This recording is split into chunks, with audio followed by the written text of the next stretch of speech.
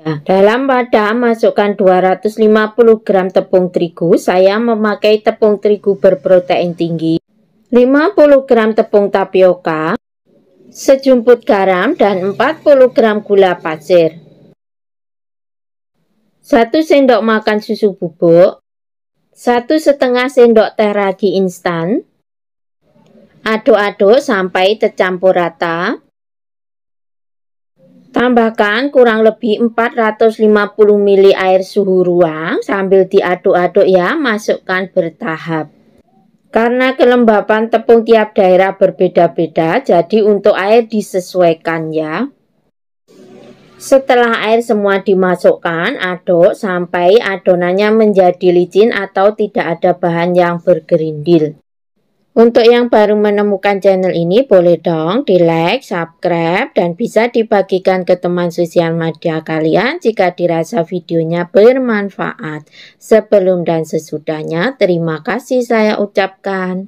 Tambahkan 1 butir telur, kemudian aduk-aduk lagi sampai telurnya benar-benar tercampur rata dengan adonan.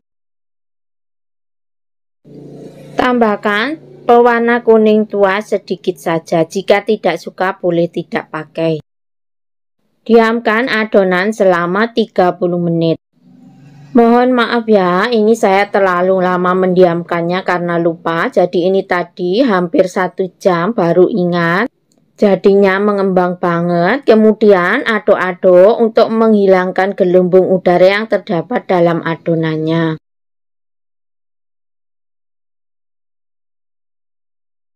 Panaskan cetakan martabak mini, kemudian masukkan adonannya. Untuk membuat bagian pinggiran rendahnya, kita tekan bagian tengahnya ya perlahan-lahan. Untuk cetakan tidak perlu diolesi apa-apa.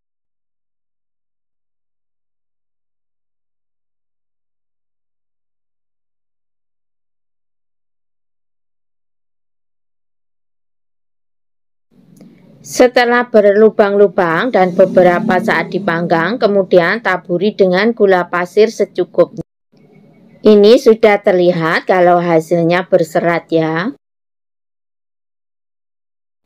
Kemudian tutup dan masak sampai terang bulannya matang. Bismillahirrahmanirrahim. Alhamdulillah, hasilnya benar-benar cantik warnanya, baunya sangat harum dan juga tidak gosong. Olesi permukaannya dengan margarin agar nanti hasilnya lembut dan tambah nikmat.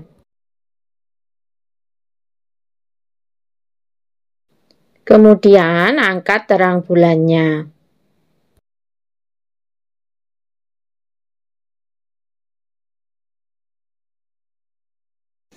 Beri topping susu kental manis putih. Terang bulan mini ini benar-benar menguntungkan jika untuk ide jualan. Bikinnya mudah banget dan juga selalu laris manis karena banyak peminatnya. Lalu saya tambahkan topping meses coklat, kacang cincang sangrai, keju cheddar parut. Untuk topping disesuaikan saja dengan selera masing-masing dan tentunya divariasikan juga sesuai selera masing-masing. Bisa dikemas dalam mika satu persatu seperti ini. Ini mikanya ukuran 7 ya. Isi 2 biji dengan agak dilipat ya untuk martabak manisnya. Atau diisi 3 seperti ini ya. Saat dipegang, martabak manisnya atau terang bulannya sudah terlihat lembut. Dalam satu resep ini menghasilkan 40 biji martabak manis atau terang bulan. Jika dijual bijian bisa dijual Rp2.000. Jika isi 3 biji maka bisa dijual dengan 5.000 dapat 3. Untuk harga tentunya juga disesuaikan dengan harga bahan dan harga pasar di daerah masing-masing ya, karena tiap daerah tentunya harganya berbeda-beda. Bismillahirrahmanirrahim. Alhamdulillah, rasanya benar-benar lembut dan enak sekali.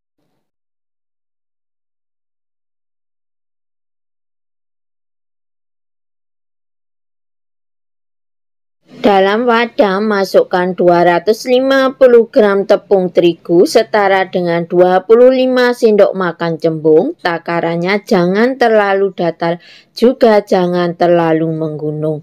Per sendok makannya setara dengan 10 gram.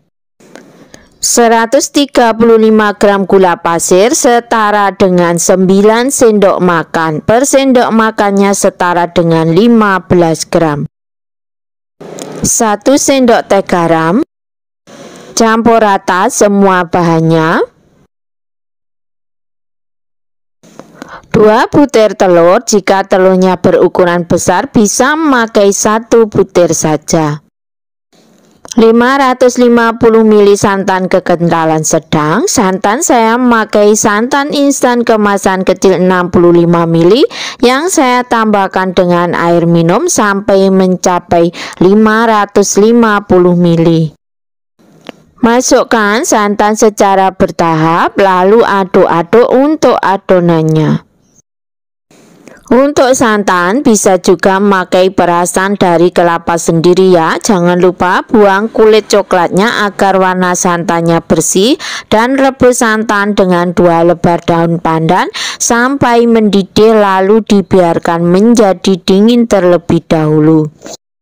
Tambahkan juga pasta pandan sesuai selera. Jika ingin diganti dengan perasan air jus pandan bisa juga ya. Bisa memakai 8 sampai 10 lembar daun pandan di jus memakai air lalu disaring, diambil airnya.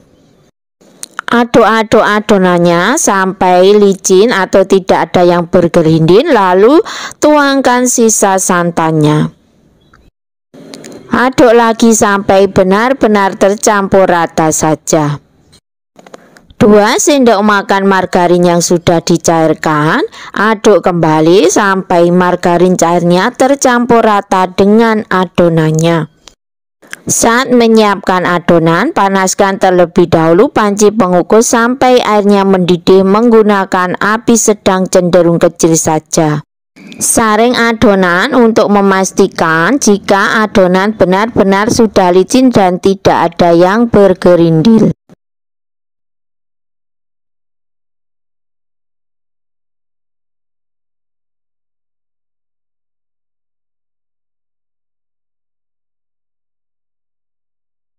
Masukkan adonan ke dalam cetakan. Cetakan olesi permukaannya benar-benar rata dengan minyak goreng ya, agar nanti mudah saat dikeluarkan dan tidak lengket untuk bolu koconya. Untuk kali ini saya sengaja memakai cetakan yang berbeda-beda bentuknya untuk memberikan contoh saja. Alasi tutup panci pengukus dengan kain bersih agar nanti airnya tidak menetes pada bolu koconya.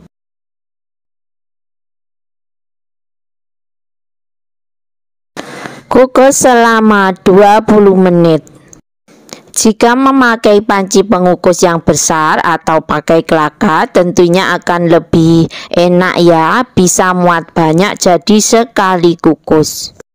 Bismillahirrahmanirrahim. Alhamdulillah, wangi pandanya benar-benar sudah tercium meskipun hanya memakai pasta pandan. Hati-hati ya saat mengangkat karena masih panas. Lalu kukus lagi sisa adonannya seperti yang pertama tadi untuk waktunya.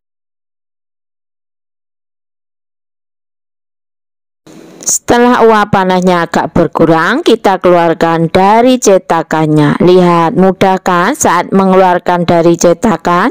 Jika dioles benar-benar rata cetakannya dengan minyak goreng, hasilnya sudah terlihat sangat cantik.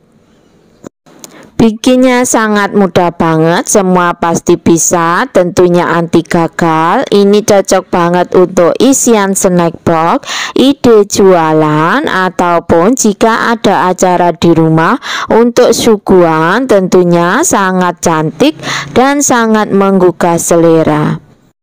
Bisa kita kemas dalam mika seperti ini, lalu bisa kita juga pasangi stiker ucapan terima kasih biar tampilannya lebih menarik. Dalam satu resep ini hasil jadinya sebanyak 34 biji. Untuk pemakaian cetakan bisa disesuaikan saja dengan selera masing-masing ya untuk bentuknya.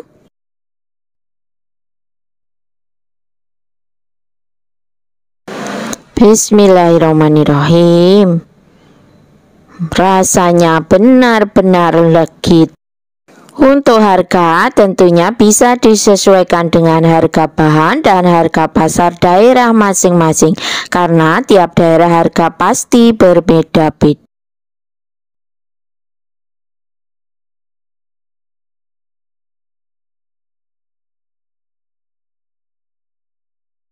Haluskan 3 buah pisang. Saya menghaluskan memakai sendok garpu saja. Pisang saya memakai pisang sanbread yang sudah benar-benar matang.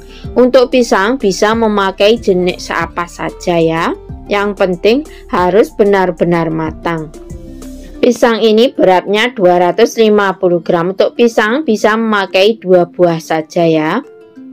Tambahkan 100 gram gula pasir, 2 butir telur, seujung sendok teh garam, seujung sendok teh vanili bubuk. Aduk adonan memakai whisk atau bisa juga memakai sendok garpu saja. Aduk sampai tercampur rata saja dan gulanya menjadi larut. Dan untuk gula bisa juga memakai sesuai dengan selera masing-masing ya. Jika tidak suka manis bisa dikurangi, tapi jika suka manis bisa ditambahkan. 130 gram tepung terigu serbaguna, masukkan dengan cara diayak agar tidak ada bahan yang bergerindil. Setengah sendok teh soda kue. Untuk soda kue jangan terlalu banyak agar nanti hasilnya tidak pahit, dan juga pakai soda kue yang berkualitas bagus ya. Tambahkan juga 1/4 sendok teh baking powder.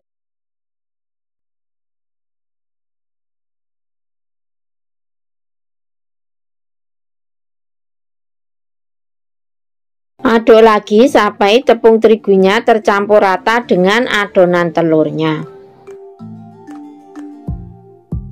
Tambahkan 90 ml minyak goreng. Aduk-aduk sampai minyak gorengnya benar-benar tercampur rata dengan adonan.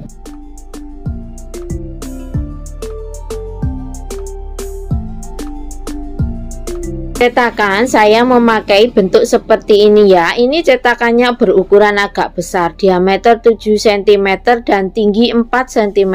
Kemudian isi adonan setengah bagian cetakan saja karena nanti hasilnya mengembang.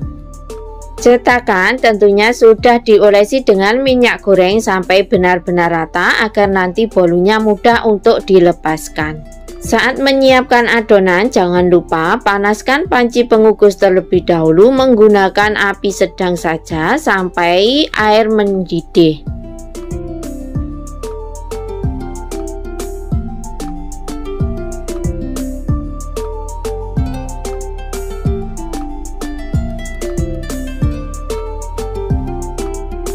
Kukus selama kurang lebih 15-20 menit atau sampai bolunya matang. Ini api yang saya gunakan di kompor saya ya.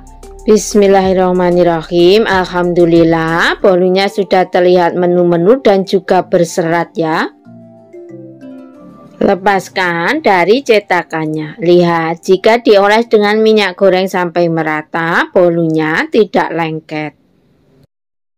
Untuk mempercantik penampilan bolu, saya tambahkan dengan kismis yang sudah saya potong. Bisa juga ditambah dengan potongan kurma atau coklat. Semua bisa dikembalikan dan dikreasikan sesuai dengan selera masing-masing untuk menambah nilai jual jika untuk ide jualan ya.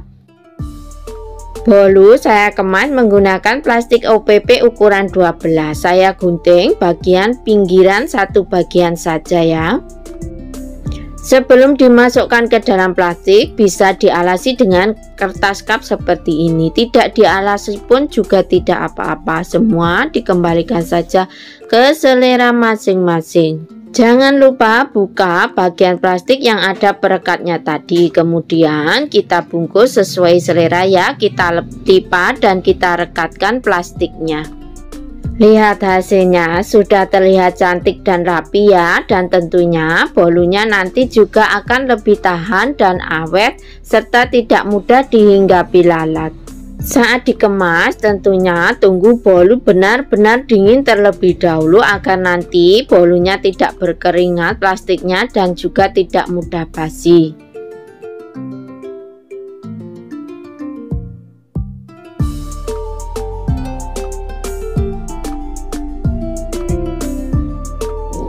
Meskipun tidak dialasi dengan kertas kap, hasilnya juga sama-sama cantik.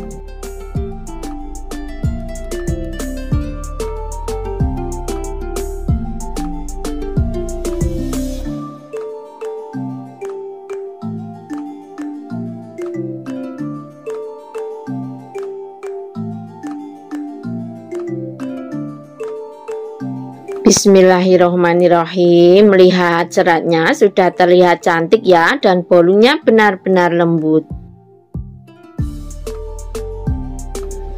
Alhamdulillah.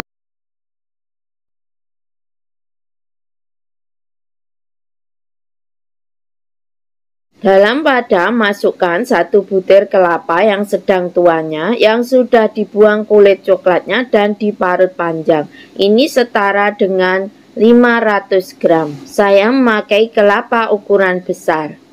250 gram tepung ketan setara dengan 25 sendok makan cembung. Jadi tidak terlalu datar juga tidak terlalu menggunung untuk takarannya ya. Per 1 sendoknya setara dengan 10 gram. 240 gram gula pasir setara dengan 16 sendok makan. Per 1 sendoknya 15 gram beratnya. Jika kurang suka manis, gulanya bisa dikurangi. Jika suka lebih manis, gulanya bisa ditambahkan. 1/4 sendok teh garam atau sesuai selera. Aduk-aduk atau campur semua bahannya sampai gulanya larut dan semua bahannya menyatu. Diaduk-aduk perlahan-lahan, tidak perlu diremas-remas agar nanti hasil kue wingkonya tidak keras. Tidak perlu ditambahkan air atau santan, ini nanti hasilnya sudah sangat lembut untuk adonan dan hasil kuenya. 60 gram margarin.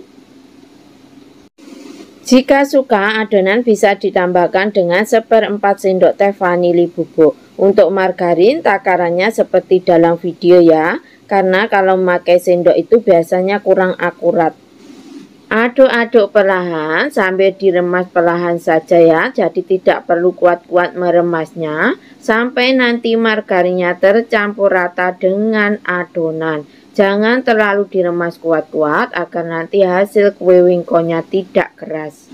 Jika kita bikinnya banyak, maka bisa diaduk-aduk dengan 2 tangan. Jangan lupa sarung plastiknya diberi karet seperti ini ya, agar nanti tidak mudah lepas. Ini ya hasil adonannya. Setelah beberapa saat kita aduk-aduk dan kita campur, hasilnya sudah terlihat lembut. Dan semua bahannya juga sudah menyatu. Kita pakai wajan anti lengket ya untuk memanggangnya. Tidak perlu dioles apa-apa untuk wajannya. Kemudian bisa kita bentuk seperti saat kita membuat perkedel kentang. Untuk besar kecilnya tentunya disesuaikan saja dengan selera masing-masing. Jika ingin untuk jualan tentunya disesuaikan dengan harga yang kita inginkan.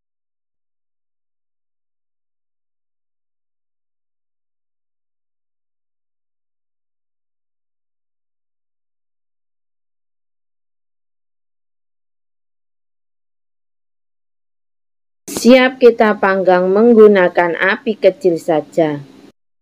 Bisa juga kita cetak menggunakan tutup botol seperti ini ya, dialasi plastik, kemudian masukkan adonannya dan ditekan-tekan sedikit saja, ditekan perlahan sampai rata. Ini saya menggunakan tutup pengembang kue.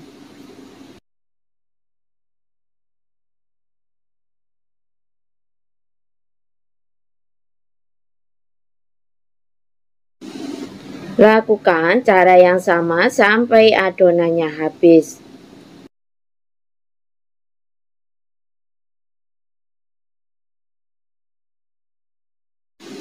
Setelah kue wingkonya salah satu sisinya kecoklatan, segera balik kue wingko.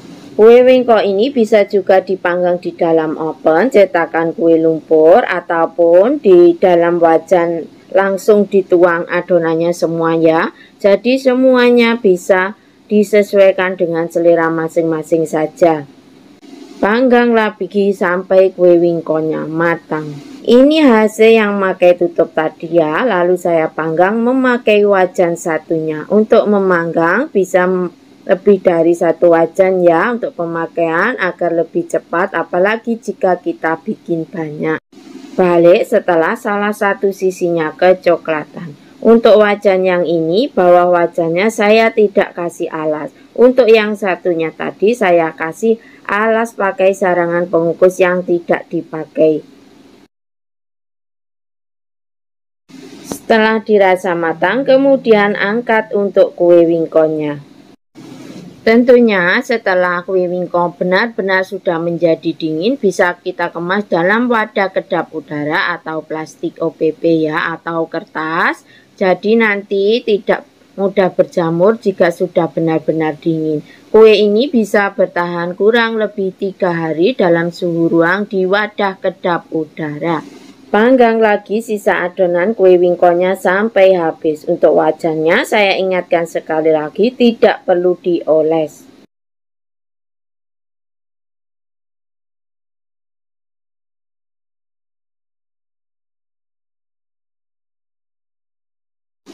Saat mengangkat kue wingko yang sudah matang, bisa juga langsung kita letakkan seperti ini ya, di rak pendingin atau cooling rak. Gurih wanginya sudah tercium ya, dan juga hasilnya tidak gosong. Saat agak panas, hasilnya seperti agak padat ya, tapi setelah dingin nanti hasilnya lembut dan lentur. Bismillahirrahmanirrahim. Alhamdulillah, hasilnya kulitnya crispy dan dalamnya lembut ya. Ini hasil setelah dingin. Lihat, digerak-gerakkan gini sudah terlihat lentur ya.